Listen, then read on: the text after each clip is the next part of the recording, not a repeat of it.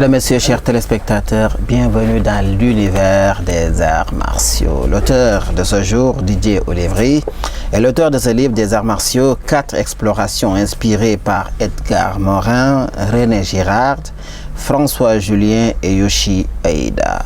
Je disais tout à l'heure que c'est presque la première, voire au plus, la deuxième fois que je vois un livre portant un titre de ce genre.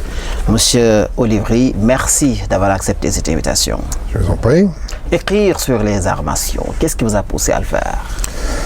Écoutez, les sensei japonais, ils disent pour la pratique, quand on leur demande et au-delà des techniques et tout ça, est-ce que la méditation, etc. Alors ils disent oui, mais 95% de transpiration et 5% de méditation. Bon, comme moi je pratique les arts martiaux depuis que j'ai l'âge de 10 ans, donc ça fait plus de 65 ans maintenant, c'est vrai que pendant de nombreuses années, j'étais à 100% dans la transpiration. Et puis, chemin faisant, en fait, en lisant des livres des auteurs que vous avez cités, qui sont soit des philosophes, soit des anthropologues, soit des artistes, donc Edgar Morin, René Girard, François Julien et Yoshi Aida, qui chacun dans leur domaine ont un peu transformé la façon de voir le monde. Eh bien moi-même ça m'a amené à faire ça, et je dirais que quelque part les 5% de méditation sont faites au fur et à mesure de la lecture de ces différents ouvrages, et puis au bout d'un moment, à force de lire, comme c'est malgré tout une vision du monde, de soi-même, des autres, des rapports au monde, le fonctionnement du monde qui change complètement, j'ai eu le besoin, pour moi d'abord, et puis ensuite, si ça peut être utile pour d'autres, j'ai eu le besoin de mettre ça à plat, d'écrire. D'écrire ce que m'inspirait la lecture de toute la méthode et de tous les livres d'autres livres d'Edgar Morin, chez René Girard, tout ce qui tourne autour de la violence et du sacré, et donc l'essentiel de son œuvre, si vous voulez. Chez François Julien, bon, là, c'est une vision de ce que c'est que la pensée chinoise, entre guillemets, mais qui est bien sûr, la pensée chinoise n'est pas complètement différente de la pensée, on va dire, occidentale pour aller vite, mais elle est suffisamment en écart sur des tas de points pour que, en fait, au global, ça fait une pensée totalement différente. Et puis enfin, Yoshi Aida est un japonais, qui est un acteur, un danseur, de cette danse notamment un peu particulière, qui est la danse Buto, qui est une danse très expressive, quelque chose de tout à fait intéressant. Et Yoshi Aida a été l'adjoint, et finalement il a pris la place de Peter Brook. Peter Brook, c'est le fort d'Aubervilliers, c'est toute sa troupe, enfin, c'est un des très très grands metteurs en scène, et qui a révolutionné la façon de faire le théâtre, dans la deuxième moitié du XXe siècle, si vous voulez. Et donc, cet auteur japonais, a écrit 3 livres, et dans lequel il parle de ce que c'est qu'un acteur. Mais ce qui est intéressant, c'est que quand il parle de l'acteur, il fait constamment référence aux arts martiaux. Alors bien entendu, ça m'a intéressé. Exact. Et j'ai été amené pour ça, donc à là aussi mettre à plat, disons, ce que lui rapportait, et faire ça. En effet, lorsqu'on fait des recherches sur les arts martiaux, il n'y a pas assez de documentation comparé aux d'autres, à certaines disciplines beaucoup plus sportives comme le football et autres. Est-ce aussi une façon pour vous de donner au public la possibilité de se documenter, de connaître réellement les arts martiaux et peut-être d'aller vers ces disciplines-là qui par ailleurs peut-être peut offrir à l'être humain une certaine quiétude, mais aussi découvrir, comme vous l'avez dit dans le postface, comme vous l'avez dit dans la quatrième de couverture, une certaine façon de ce qui était caché en lui-même.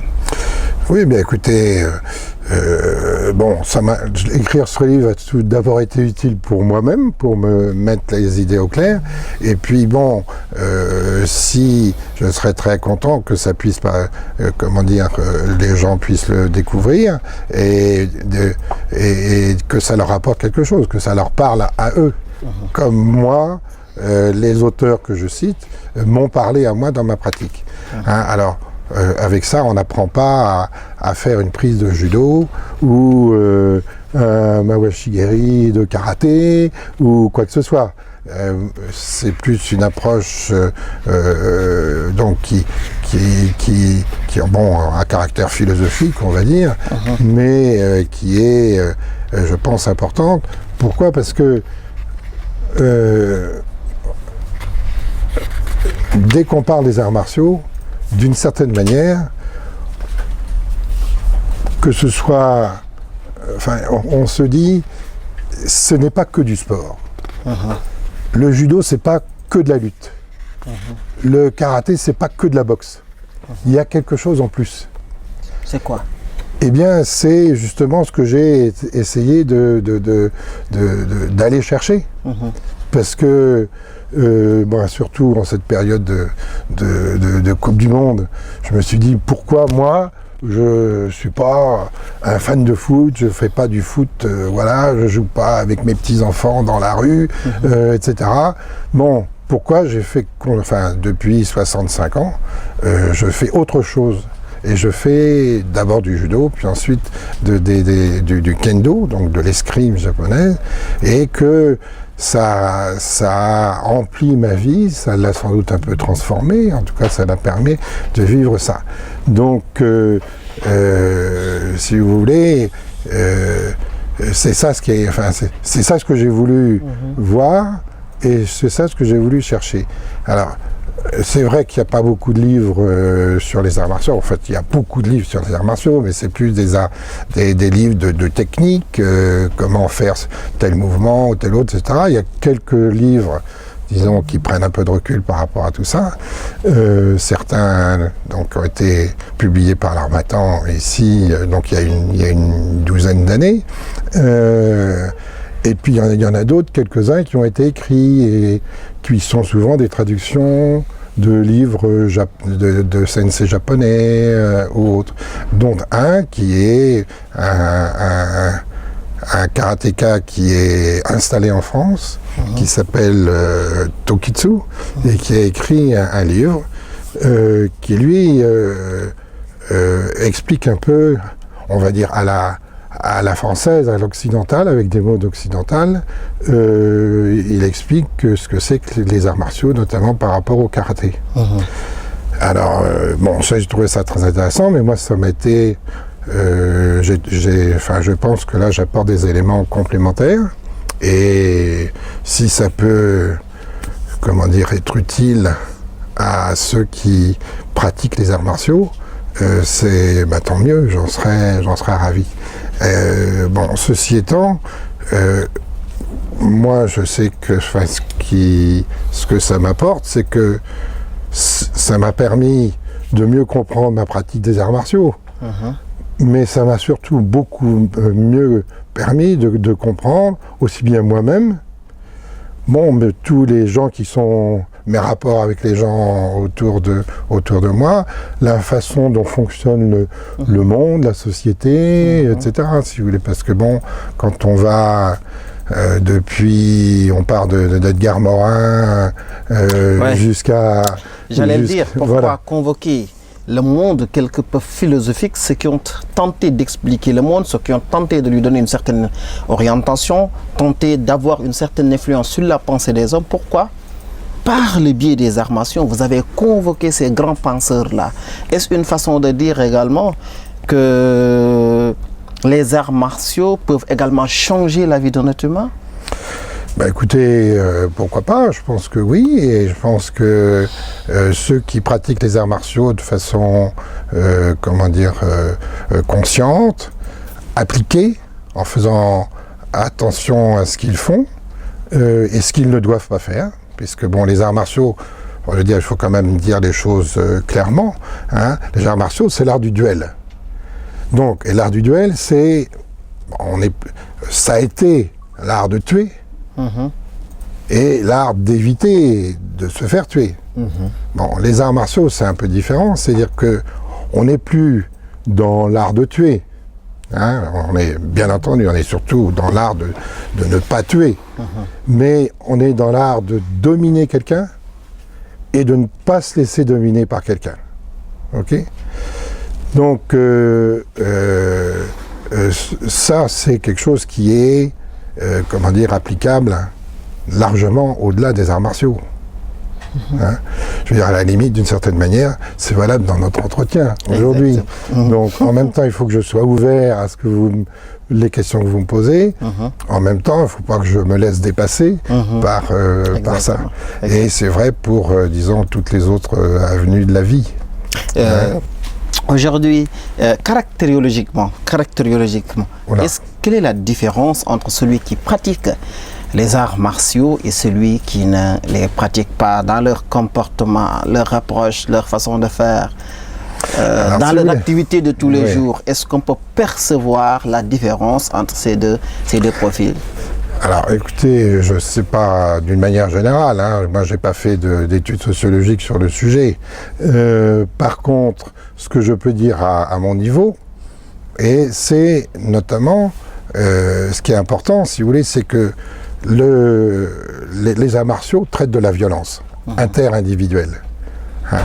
Donc ça apprend deux choses. Ça apprend à maîtriser la violence, donc d'être de plus en plus efficace dans la violence, et en même temps être de plus en plus efficace dans la maîtrise de sa propre violence, pour pas qu'elle dépasse ce qui doit ne jamais arriver, et en même temps maîtriser la violence des autres.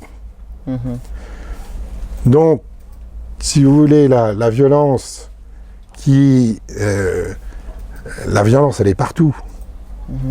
Bon, je pense que c'est là où René Girard, l'apport de René Girard est essentiel, c'est-à-dire que, et puis d'ailleurs, Edgar Morin l'avait également indiqué, c'est-à-dire que l'homme est en même temps sapiens, sage, mais il est aussi dément, violent. Exact. Et il est en même temps l'un et l'autre constamment.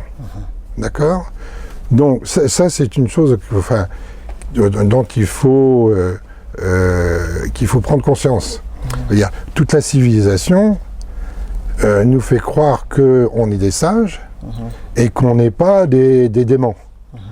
Bon, malheureusement, la civilisation, elle essaye de faire ça jusqu'à un certain point, elle y arrive jusqu'à un certain point, mais en tout cas, je pense que il faut surtout pas oublier d'être de plus en plus sage, mais il faut pas oublier non plus qu'on est toujours aussi fou, quelle que soit la sagesse qu'on est. Exactement. Et que cette folie, qui d'ailleurs est très intéressante aussi, parce que la folie, d'une certaine manière, certaines manières de folie, en tout cas, c'est ce qui produit l'art. Si vous voulez, hein. C'est ce qui produit également, j'allais dire, l'amour. Quoi de plus fou que de l'amour, hein. Mais quoi de plus fou que de ne pas aimer. Vous voyez. Donc tout ça, ce qui est intéressant dans les arts martiaux, c'est que ça, en traitant de la violence de façon explicite, ça traite de la violence et de la non-violence. D'ailleurs, c'est pourquoi j'allais même vous demander quelle est la différence entre la violence que nous connaissons dans la société et la violence dans les arts martiaux. Est-ce qu'il y a une différence entre ces deux violences-là? La violence dans les arts martiaux, elle est extrêmement circonscrite, si vous voulez. Hein. Elle est, on doit traiter quelqu'un soit par une prise, soit par faire chuter par terre, lui donner un coup, dans le cas de l'escrime, lui donner un coup à la tête, au poignet, à l'égorge, à la gorge, etc. De façon aussi efficace que possible. Mais en même temps, ça doit être aussi efficace, mais ça se fait dans un cadre extrêmement précis, qui fait qu'il n'y aura jamais de, il n'y a pas d'atteinte à l'intégrité. C'est d'ailleurs ce qui fait la différence entre les arts martiaux et les sports de combat. Hein? Et notamment les MMA. Multiple Martial Arts. Les Multiple Martial Arts, c'est vous mettez des gens dans une cage, deux, et puis il n'y en a qu'un qui ressort. Je caricature un peu, exact, mais pas tellement. Ok. Donc, alors que dans les arts martiaux, il est hors de question que ce soit comme ça. On respecte l'adversaire. On apprend à le faire chuter et on apprend à le retenir pour qu'il se fasse pas mal. Ok. Donc, on le traite avec respect. Avec le plus grand respect, parce que dans les arts martiaux, l'adversaire est un partenaire. L'adversaire sert à progresser soi-même dans la voie qu'on a choisie, hein, judo, karaté, kendo dans mon cas, kyudo, etc. On a besoin de lui, mais on a également, on le respecte complètement parce que, d'une part, lui aussi, il a besoin de nous. Donc, on est quelque chose qui est toujours... on est dans le duel, mais on est dans la dualité continuelle entre les deux aspects, violence, non-violence, partenaire, adversaire, etc., etc. C'est ça ce qui est intéressant, si vous voulez, et que ce qui est intéressant avec les arts martiaux, c'est que c'est un modèle réduit de la vie, si on le considère comme tel, si vous voulez. Exactement. Hein. Donc, et donc c'est pour ça que ça peut être utile à d'autres, disons, à beaucoup de gens.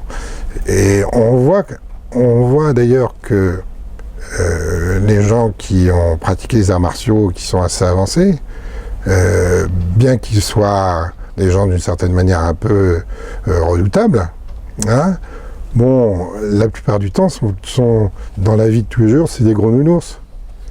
C'est des gens gentils. Exactement. Voilà. C'est pourquoi on parle même d'une certaine maîtrise de soi, avec vraiment... Complètement, puisque, encore une fois, la maîtrise de l'autre passe par la maîtrise de soi. Exactement. Je rappelle juste, chers téléspectateurs, que notre invité du jour est Didier Olivry, 7e Dan Renshi de Kendo. Il a commencé les arts martiaux à 10 ans par le judo avant d'adopter le kendo. Élève d'Okada Morihiro Sensei à Tokyo, il devient champion de France et d'Europe. Il enseigne le kendo à Tours, Vence et Dakar. Il est membre de l'Académie du kendo à la FFJDA. Il écrit des haïkus et dessine des mangas. Monsieur Olivry, est-ce que vous pensez que les arts martiaux sont une autre forme de philosophie de la vie? Oui, certainement, mais là, sachant que dans les arts martiaux, on ne sépare pas la vie et la philosophie. La philosophie n'est pas un regard sur la vie, mais les arts martiaux, on fait la vie en devenant philosophe, ou en l'étant de façon de plus en plus consciente, d'une certaine manière. C'est ce que j'ai essayé, à coucher sur le papier dans le cadre de cet ouvrage. Et je pense que je suis plus conscient de moi-même, plus conscient de mon rapport à la violence, plus conscient de la complexité du monde, de la complexité au sens d'Edgar Morin, c'est-à-dire que les choses sont pas, on n'est pas dans l'univers Aristote, une cause, un effet, etc. Au contraire, les causes et les effets vont ensemble. Enfin bon, c'est tout ça qu'on peut vérifier dans toutes les avenues de la vie ailleurs. Donc c'est pour ça que les arts martiaux, dont on pressent qu'elles ont comment dire, il y a quelque chose au-delà de la simple pratique martiale. Oui. Ok. Eh bien, effectivement, quand on le fait consciemment, eh bien, ça apporte autre chose. En tout cas, ça a été mon cas. Vous avez exploré l'approche, la philosophie orientale que vous avez essayé de comparer. Y a-t-il une différence entre les arts martiaux à connotation orientale ou bien philosophique orientale vis-à-vis de cette philosophie occidentale? Oui, d'une certaine manière. Enfin bon, là, je ne sais pas si je vais pouvoir le résumer en quelques mots, puisque ça occupe la moitié de mon livre, là. Mais, si vous voulez, ce qui est... c'est d'ailleurs une autre manière de dire ce que j'ai déjà dit précédemment.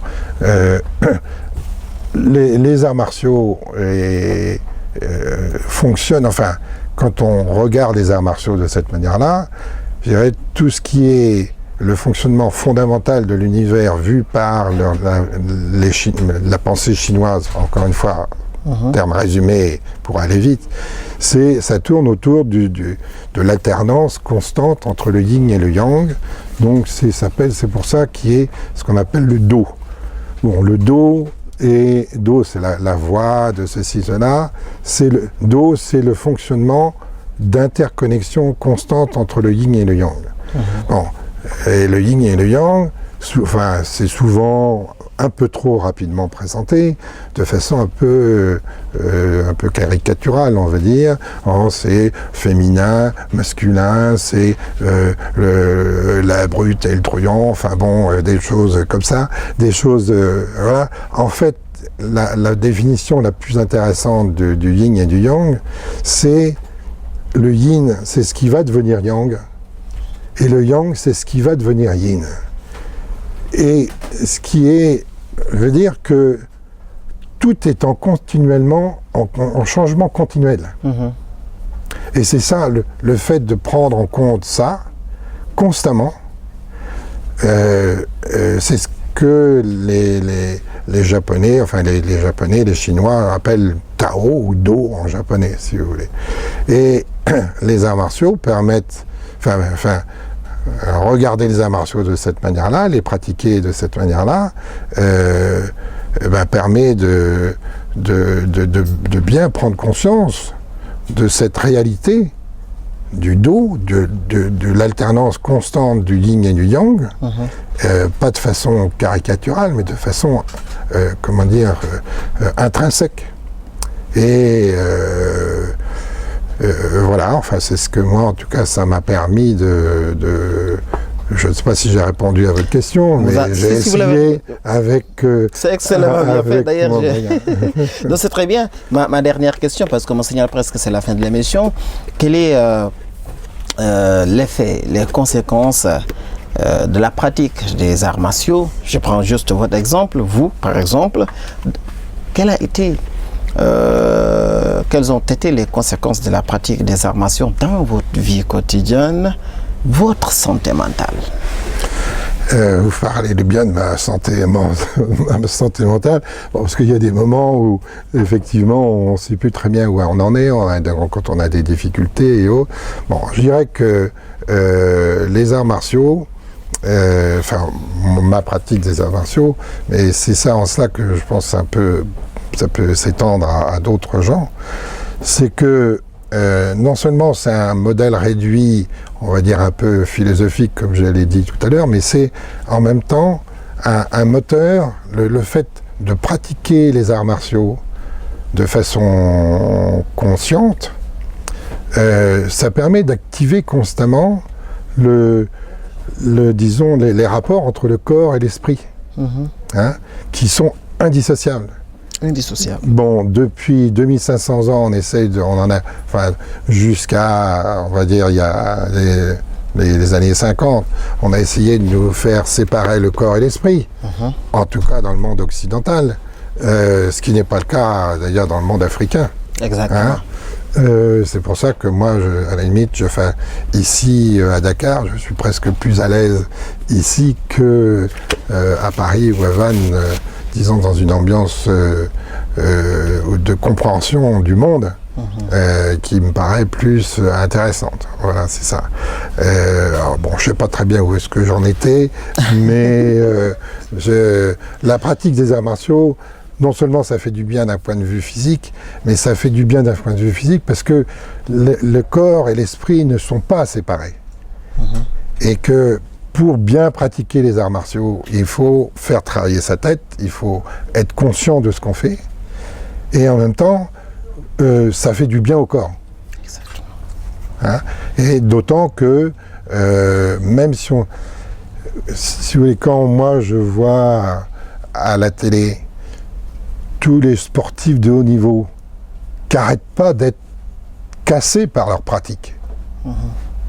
Ok, je parle pas des footballeurs qui sont aïe aïe aïe aïe aïe aïe aïe aïe dès qu'on les effleure, etc. Mais les sports, les arts martiaux vous font du bien, aussi bien à votre corps que à votre mental. Vous parliez de santé mentale tout à l'heure, parce que les deux ne sont jamais dissociés. Et en faisant l'un, ça active l'autre. Et je pense que c'est ça ce qui est intéressant. Enfin, moi, c'est ce que je retiens de 65 ans, 66 ans maintenant, de pratique des arts martiaux. Voilà. Merci beaucoup, vraiment, monsieur Didier Olivry. Merci beaucoup, chers téléspectateurs. Vraiment, nous vous remercions d'avoir accepté cette invitation. Écoutez, je vous en prie, j'étais content d'échanger avec vous, avec un de mes premiers lecteurs. Merci beaucoup, c'est vraiment un plaisir. Merci d'avoir suivi. Je rappelle juste que ce livre est disponible sur Amazon, sur l'Harmattan France, l'Harmattan Sénégal. Merci de l'avoir suivi. On vous donne rendez-vous prochainement.